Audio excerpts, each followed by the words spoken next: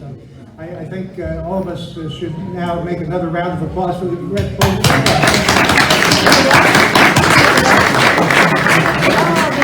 I want to recognize two people. If you thought that performance was outstanding, which it was, a lot of preparation went into that performance, not only by the Glee Club itself, but here at the club with the staff.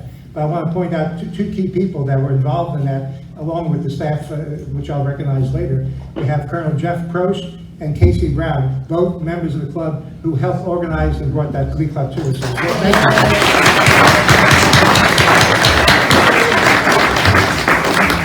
So if you thought that was an outstanding performance, let me now introduce our keynote speaker. That's the next outstanding performance. Let me give you some background. Colonel James McDonough is a 1969 graduate of the United States Military Academy and later 1974 of the Massachusetts Institute of Technology. He served a full career in the United States Army officer. During his active military service, he held a number of key assignments to include infantry command at every level from platoon through company, battalion, and brigade. He served abroad in Vietnam, Korea, Germany, Belgium, and Italy. He concluded his career in the command of the Southern European Task Force, CTAF, the Infantry Airborne Brigade, which was later flagged as the 173rd Airborne Brigade. We have lots of veterans here from that organization. Good. That's what it's all about, camaraderie here at the Army and Navy Club, so that's exactly what we're looking for. In addition to his troop assignments, he taught political science and foreign affairs at West Point, served as executive officer to the Army's Chief of Intelligence in Europe, Lieutenant General Jim Williams, who I knew personally. He was military assistant to the Supreme Allied Commander Europe, SAC Europe, Joan Galvin at the time, where I served also, and the director of the School of Advanced Military Studies. His military decorations include the Distinguished Service Medal, 2 awards of the Defense Superior Service Medal, the Legion of Merit, the Bronze Star for Valor, 2 additional awards of the Bronze Star, the Purple Heart, the Combat Infantryman's Badge, and Senior Paratroop Wing and the Ranger Tab. He retired after 27 years in uniform and immediately thereafter went to the White House staff, where he served from 1996 to 1999 as a director of strategy for the Office of National Drug Control Policy. Like I said, we got a lot of experience here in this room. From 1999 to 2006, he was a director of the Florida Office of Drug Control for Governor Jeb Bush. He is the author of many professional articles and has published 3 books. As Colonel Warren mentioned, one of them, Platoon Leader, also turned into a movie, The Defense of Hill 781, and The Limits of Glory. It's an honor today for me, as well as the Army and Navy Club, to welcome Colonel Jim McDonough as our keynote speaker. Please join us on the stage.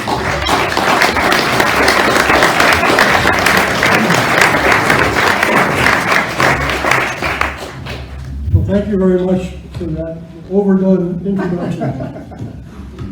I will not be talking about my book or my own experiences in Vietnam.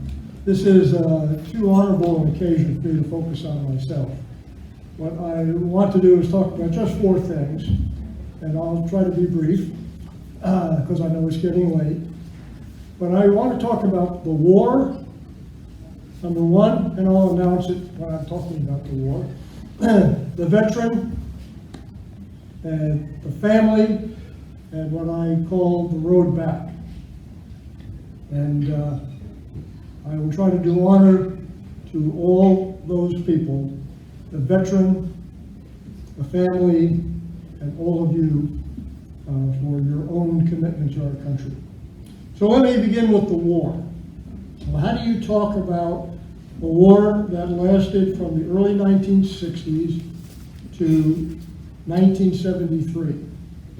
And if you take a broader perspective, how do you measure it from the defeat of the French at Dien Bien Phu in 1954 to the fall of Saigon in 1975? There were still Americans in 1975, and some were starting to act in a military way and in an intelligence way as early as 54.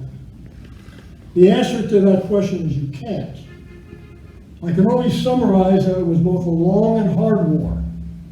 One that not only cost the lives of 58,281 Americans, but when we include military and civilian death throughout the Southeast Asian region over that vast number of years, almost every account pegs it at about 3 million lives lost. 3 million. For America, it also cost us more than 300,000 wounded, 75,000 of whom were severely disabled, 23,000 of whom were 100% disabled. Due to the ability to apply much improved battlefield medicine and perhaps most importantly, to evacuate rapidly by helicopter, a unique event in the history of war up until that point. What this did, of course, was save many lives that almost certainly in prior wars would have died. But it also left with those many people the wounds, both physical and psychological, that they would carry with them as a burden for the rest of their lives. At home, the consequences of the war cost the country its unity. It tore us apart. You had to be there to believe it.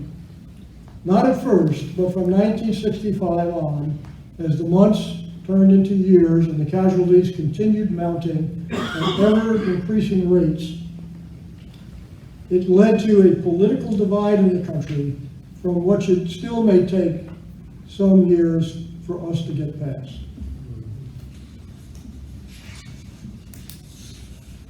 Over 9 million Americans served in uniform over that time, officially defined as the American part of the war in Vietnam.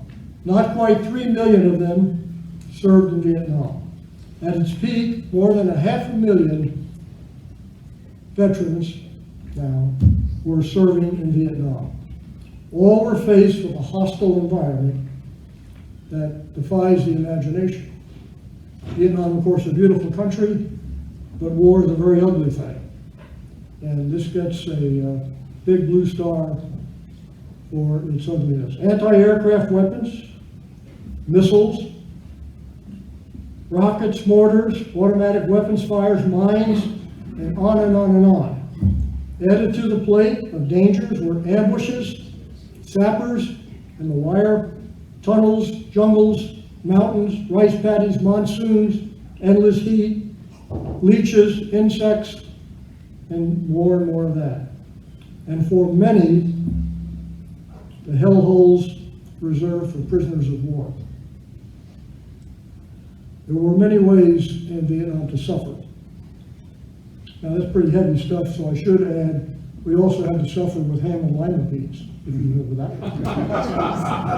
Sea ration. For those that wouldn't have heard in that age, it was a classic sea ration that you blindly drew and tried to get rid of as fast as you could. Traded it off to someone who didn't know better. It was both a conventional war and an insurgency of the most violent proportions. Hardened terrorists and assassins, no kidding, assassins, infiltrated the populated areas of Vietnam. Viet Cong treachery literally slew thousands, tens of thousands of their own countrymen. And of course, whenever they could, many of us as well. Booby traps were everywhere, designed to kill and to maim. They wanted both. It burdens the unit as you deal with a badly wounded person. And they get a benefit when they kill one of us too. Wherever you walked, you knew your next step could be your last. They caused over 17% of those 300,000 plus casualties I mentioned. And they accounted for 11% of our killed in action. And the North Vietnamese army was everywhere, literally everywhere, in both divisional and regimental size, supporting the Viet Cong and acting individually as a major conventional force. Certainly at the end we saw that. By 1967, as casualties climbed to several hundred killed a week, with no end in sight, the support of the American people began to wane. Domestic hostility against the war often fanned by both the sensational and critical press, rose to the breaking point. Defeatism followed, punctuated by Tet of 1968, a massive countrywide battle which we won in the field, but was portrayed differently at home. The now open hostility against the war turned bit by bit toward America's fighting forces as well. So let me talk about the soldiers, the sailors, the airmen, and the Marines that served there. They were young, boys really, many of them, younger than any of our previous wars. 61% were less than 21 years old.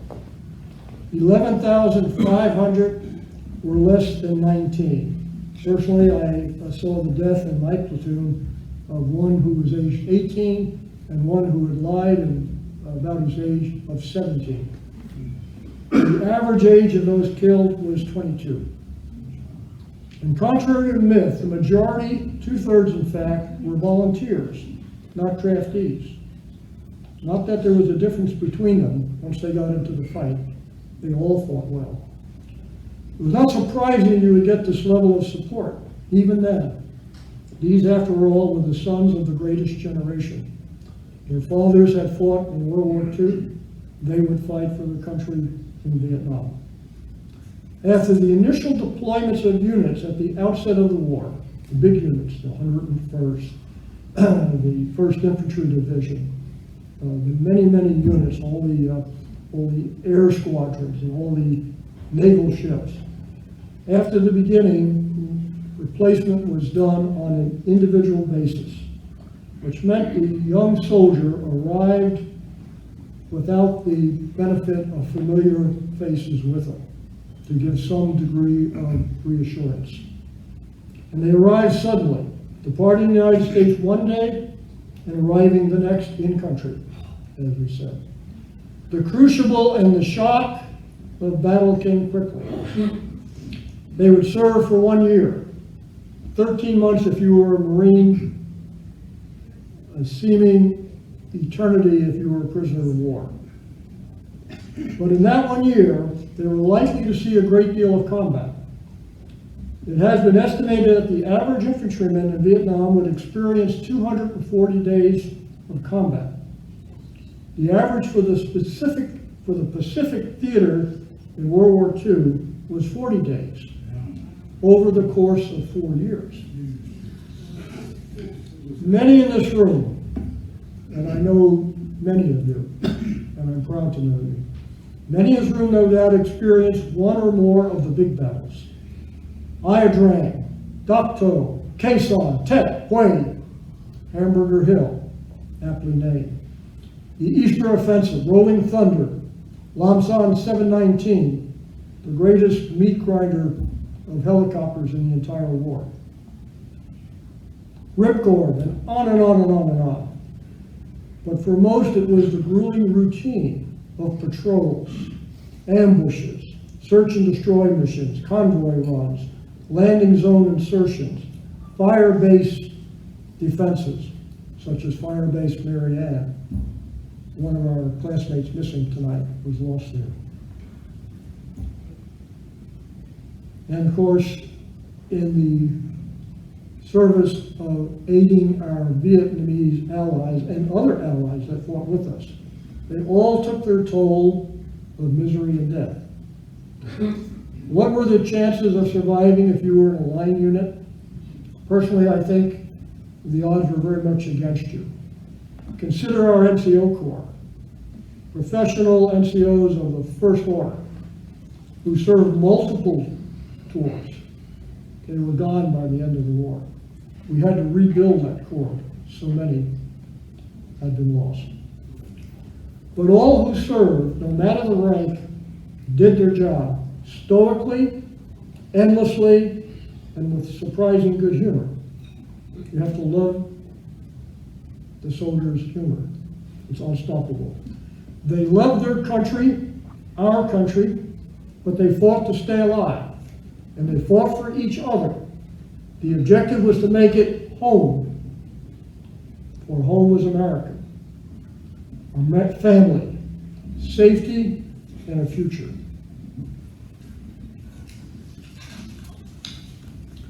The families. As in all wars, the families suffered along with their loved ones as they went off to serve in combat. The pain of separation, the fear of what might happen, and far too often the notification that something bad had happened, all of this was a difficult cross to bear. The Army at first had neglected to prepare itself for mass casualties. The costly 1965 Iron battle revealed a greatly lacking method of notifying the next of kin. In the Columbus, Georgia area, where this unit had deployed from, and therefore where many of the families remained behind, the notifications of the losses came into Western Union, who was under a timeline to notify the next of kin. Overwhelmed by the numbers, they turned to the local taxi cab company. Western Union met its contract.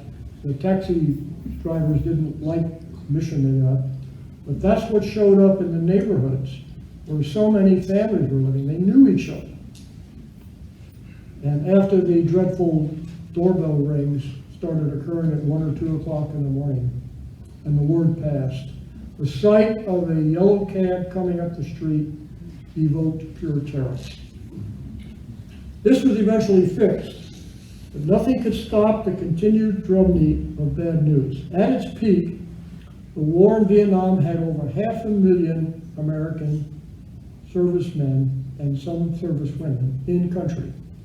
In the week I graduated from West Point in 1969, in a war that I assumed in 1965 would be over 250 were killed. This is in the waning years of the war. Long since, servicemen's families no longer resided in one place, awaiting the return of the son, the father, or husband. Family-structured support systems to carry the wives, children, and parents through the ordeal hardly existed. And where they did, they were only shallowly structured. Families could, however, and did follow the nightly news on Vietnam with grave anticipation, your point, Corey. And they could see the growing unrest at home, the demonstrations, and then the riots in the streets, the rebellion of our young, their chants, their mocking, and their hateful commentary amplified by the press, and sometimes reinforced by the same. Worst of all, they began to see shows of support for our enemies, and with it the purposeful and hateful denigration of those Americans who were engaged in direct combat, and even those held in brutal captivity. All of this made for great theater, except for the family, who already gripped with concerns, who now not only felt abandoned, but even betrayed by many of their countrymen. It was a crushing and bitter time. Yes, most of our warriors did come home, thank God. But the ordeal for both veteran and family was not over. So I want to talk about the road back, now 50 years after the end of the war. The early years were difficult, and no denying that. Vietnam was hard, but in some ways the rejections and the slights received from fellow citizens was even harder. Many myths developed about the instability of the Vietnam veteran. He drank too much. He was addicted to drugs. He was secretly harboring terrible war crimes in his past. He was in fact a maddened time bomb, ready to explode. The bottom line on that, he must be a crazed killer who never should have gone off in the first place to fight in that war, especially when there are so many ways to beat the system and avoid it, as many of their peers did. In short, he was not to be trusted as a worthy member of civilized society. Most of this, of course, was balderdash. 97% of Vietnam veterans were honorably discharged. 85% successfully transitioned to civilian life. They were less likely to be incarcerated and more likely to be employed than their counterparts who had not served. Over time, their mean income was 20% higher. In virtually every area, they showed their merit. Not that the road back wasn't bumpy. During the first 5 years after discharge, suicide rates among veterans were almost twice that of those that did not serve. Perhaps due in part to the sense of isolation from society. I'm reminded of the poem by Rudyard Kipling about the British soldier, represented universally by the name Tommy Atkins at the turn of the 19th century. Just the last verse. For it's Tommy this and Tommy that, and chuck him out, the brute, but it's savior of his country when the guns begin to shoot. And it's Tommy this and Tommy that, and anything you please. And Tommy ain't a bloomin' fool. You bet that Tommy sees. Our veterans saw and felt the pain as well, but they and their families fought through it all and made a proud place for themselves. Over time, their suicide rates has fallen significantly below those of their contemporaries. Today, 91% of Vietnam veterans report they are glad that they served. American society has changed its opinion as well, appearing most remarkably in the guise of stolen valor. I said earlier that approximately 3 million of us served in Vietnam, 3 million veterans. Yet according to the census taken in the year 2000, by which time many Vietnam vets had passed from this earth, approximately 13 million claim to be Vietnam vets. What was once looked down upon had now become a sought-after status symbol. Imitation, however false, remains the greatest form of flattery. The Vietnam veteran and his family sought no special status. If they sought anything, it was a simple recognition that they had served their country, each as valiantly as the other, both veteran and family. For the years that recognition did not come their way, they yet found quiet solace in one another and in their own knowledge that they had done their duty. Today, in events like this and others, their sacrifice is fully noted. So I say to them and to all of you, thank you for your service. Thank you.